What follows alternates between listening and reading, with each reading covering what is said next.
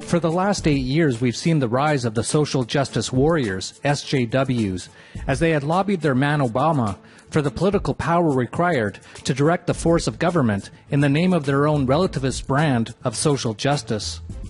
While they are still busy demonstrating the violent soul of what is inherent in all brands of statism by breaking storefront windows under the Trump epoch, a new type of status warrior has emerged. Let's call them the Economic Justice Warriors, EJWs. Like the SJWs, the EJWs ultimately also want to direct the force of government in the name of justice, albeit slightly different.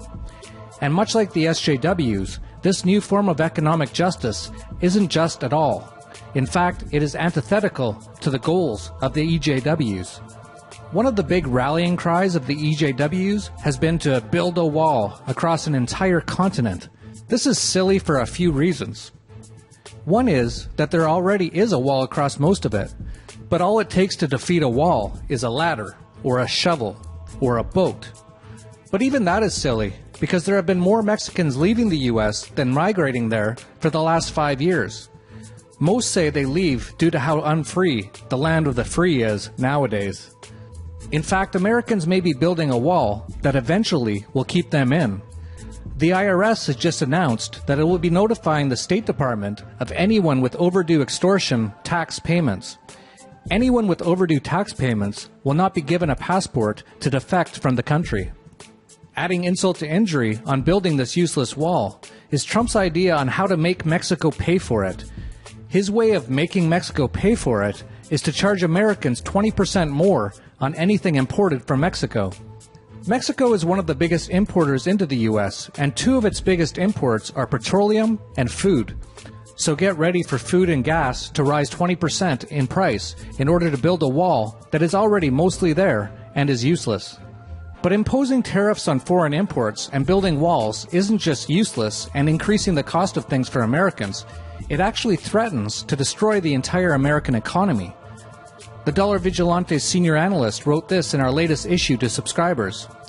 Like most Americans, Trump is unaware of the role that international trade has played in developing wealth, not only for American corporations, but also American consumers and the many countries engaged in it. Ed Bugos points out that Trump doesn't make the proper distinction between trade and globalism. Besides failing to grasp the mutually beneficial nature of trade, he doesn't understand the complexities involved in the balance of payments theory, which has long been discredited as an old mercantilist doctrine. He uses it to attempt to define who the winners and losers are in trade. But Ed Bugos points out, the accounts are always in balance.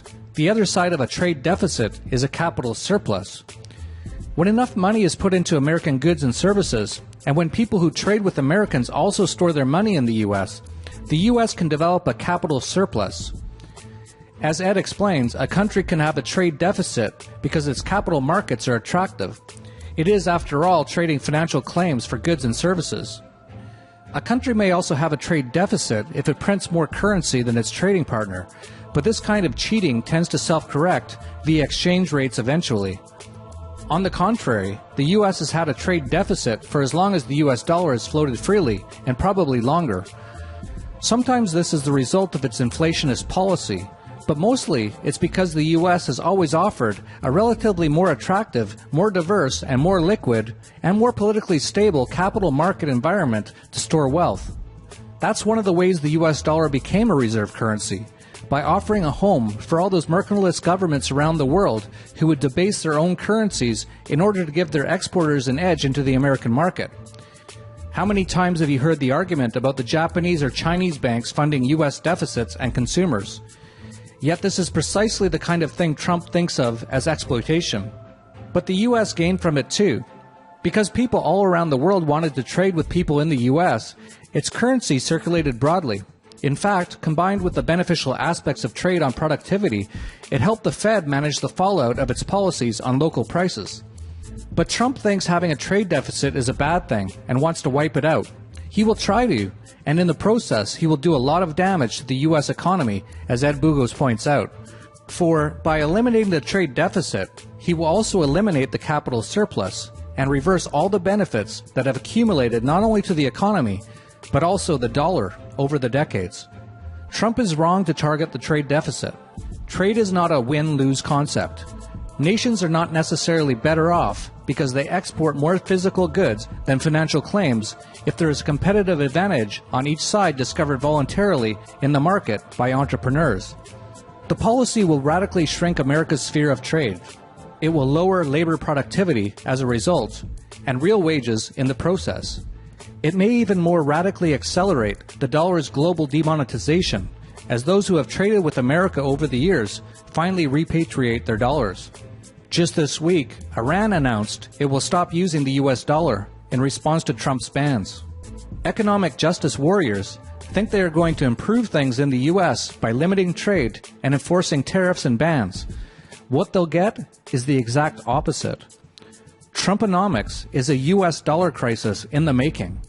Given the precariousness associated with the US economy and Donald Trump, you will certainly want to keep your assets safe and well positioned to profit during the incoming turmoil.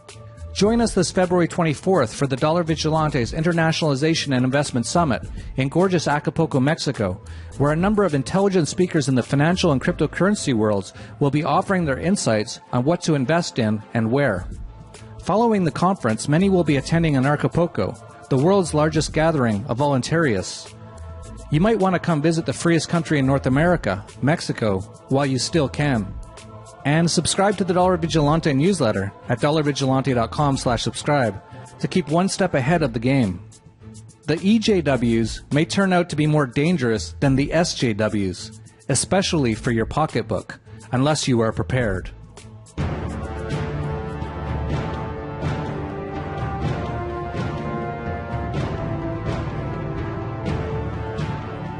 The world is going to be dramatically different in just a few short years.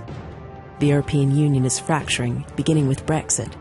Donald Trump is ushering in a new era of populism and protectionism. Government debt is wildly out of control. Numerous central banks have gone to negative interest rates in order to keep the system going just a little while longer. Capital controls are increasing, while the war on cash has been pursued with fervor in places like India and Venezuela. The World Bank, IMF, Bank of Canada, George Soros, Jacob Rothschild, and many more have warned that we are in uncharted waters and on the edge of collapse. Putting your money in a mutual fund and holding it for 30 years will not work anymore.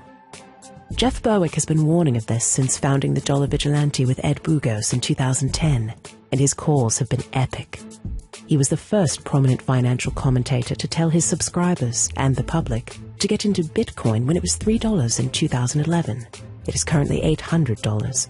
What's your connection to Bitcoin?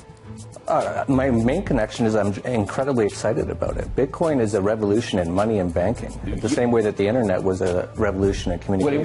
Ed Bugos has been one of the few to warn of the 2001 and 2008 crashes, and has been bullish on gold since its bottom in the year 2000.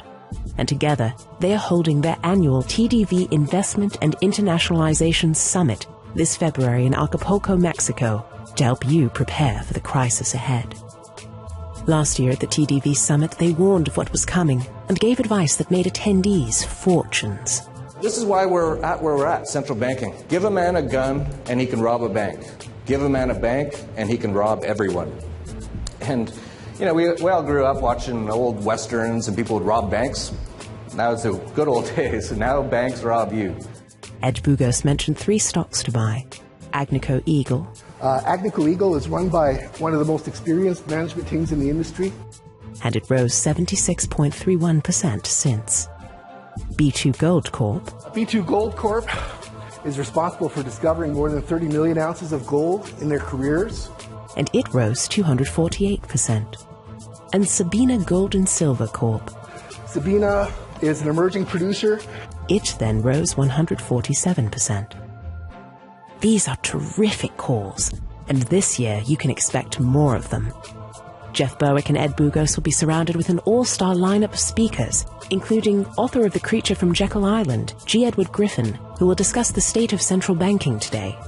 The world's most respected silver analyst, David Morgan of The Morgan Report.